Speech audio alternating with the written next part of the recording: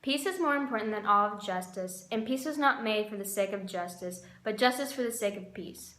It is because I agree with Martin Luther, a German theologian and leading proponent of the Protestant Reformation, in the position that civil disobedience is justified, that I feel compelled to affirm today's resolution. Resolved, civil disobedience in a democracy is justified. For clarification of today's round, I offer the following definitions. Civil disobedience: the refusal to comply with certain laws or to pay taxes and fines as a peaceful form of political protest. Civil liberties: the state of being subject only to those laws established for the good of the community, especially with regard to freedom of action and speech, individual rights protected by the law from unjust governmental or other interference. Democracy: a system of government by the whole population or all the eligible members of a state, typically through elected representatives. The highest value within today's round is justice. Justice is defined as the quality of being fair and reasonable. Justice is most important in today's round because civil disobedience in democracy distinguishes justice in the face of injustice, thereby establishing utmost vitality to the decision of nonviolent actions. The best criterion for evaluating this resolution is protection. This criterion is defined as a legal or other formal measure intended to preserve civil liberties and rights. It best achieves my value of justice because the protection of rights of individuals through nonviolent, peaceful actions against the government achieves justice for all of humanity. In affirming today's resolution, I offer the following contentions. Contention 1. Leaders of the civil rights movement, such as Martin Luther King Jr., utilized methods of civil disobedience against the government in the face of turmoil to achieve justice, thereby justifying such actions in a democracy.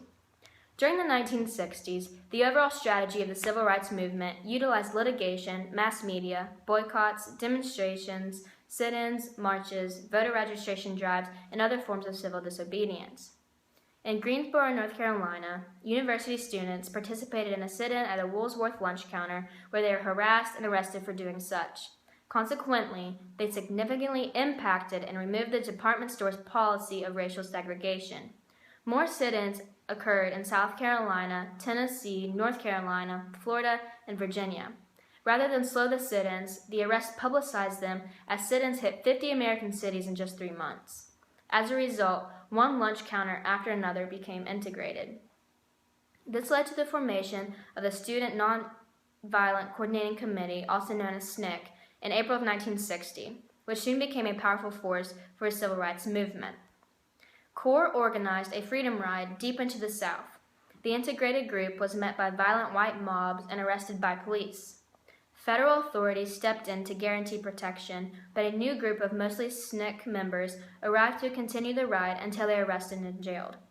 Like the lunch counter sit-ins, more and more activists arrived to fill the seats of the jailed and beaten riders. By November, Attorney General Robert Kennedy and the Interstate Commerce Commission intervened to force integration. In just a few months, the Freedom Riders had integrated interstate travel. In Birmingham, Alabama, there was a radical escalation of the conflict. Over 1,000 young African Americans, teenagers, and even younger walked out of school for a downtown protest where most were arrested. Youthful protests the following day were met with police dogs and high-pressure water cannons, provoking widespread international support for the movement as images were broadcasted and published. In Selma, Alabama, a SNCC-led effort to register voters was met with violence. A subsequent march from Selma to the state capitol in Montgomery was violently broken up by the police before federal marshals and additional volunteers arrived to complete the initially aborted march. Movement ignited a national crisis that paved way for federal government interventions to overturn segregation laws of the South, restore voting rights for African Americans, and end discrimination. It is notable that the acts of civil disobedience exemplified during the civil rights movement were strictly in response to the federal government violating the rights of citizens, which justifies such actions simply because individuals were only exercising their individual freedoms in a democracy. Contention 2.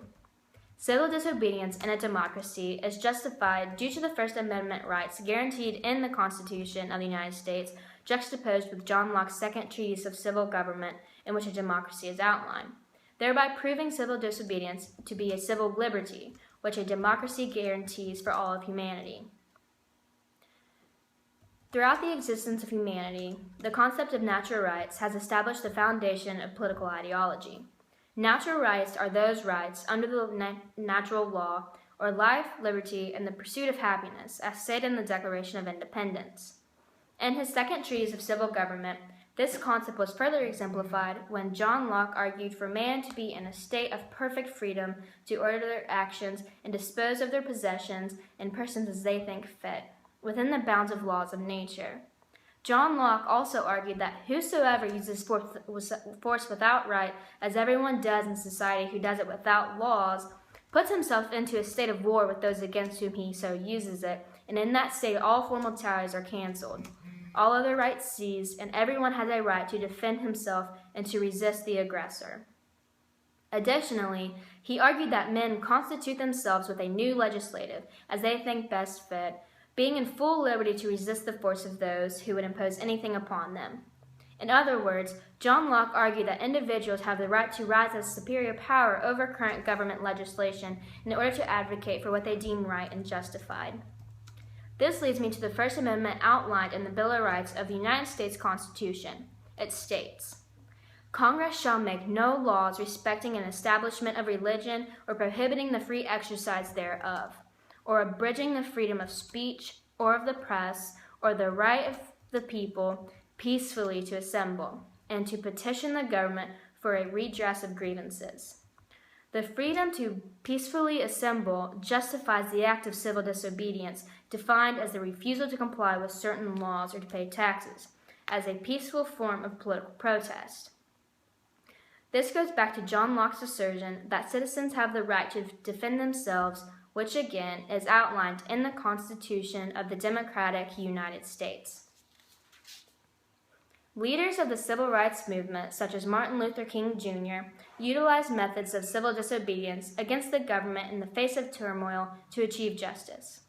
And the First Amendment rights guaranteed in the Constitution of the United States, juxtaposed with the John Locke's Second Treatise of Civil Government, justifies civil disobedience to be a civil liberty, which a democracy guarantees for all of humanity.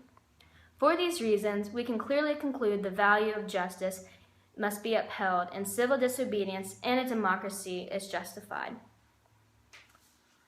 Okay, you argue that there's no secret that during the civil rights movement,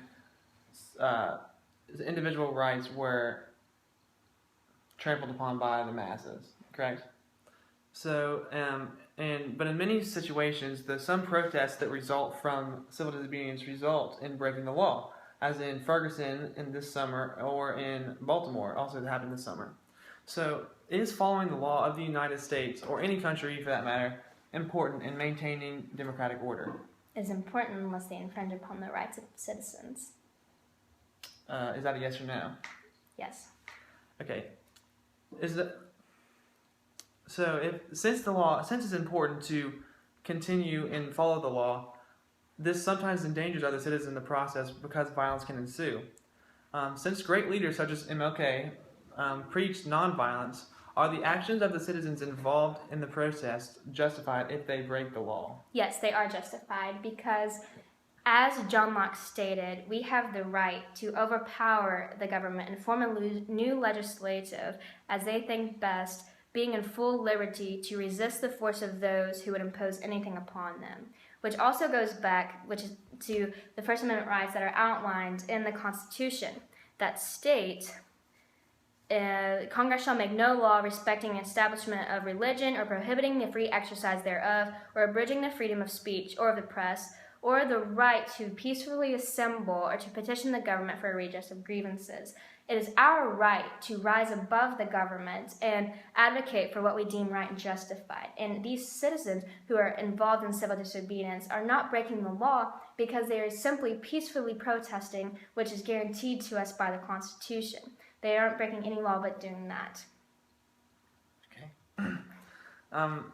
I know although you say civil disobedience is a gateway for the oppressed to achieve justice, such as the civil rights movement, there have been multiple failures and potential dangers that have happened in recent protests.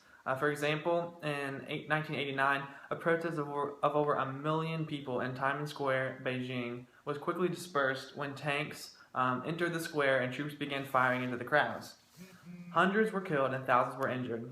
As recently as June 2009, protests or demonstrations in Iran were answered with violence when civilians protested against the election of the incumbent president, Mohammed Ahmadinejad. In Georgia, peaceful demonstrations were answered with violence when government forces used violent and excessive force to disperse a series of largely peaceful demonstrations in the capital.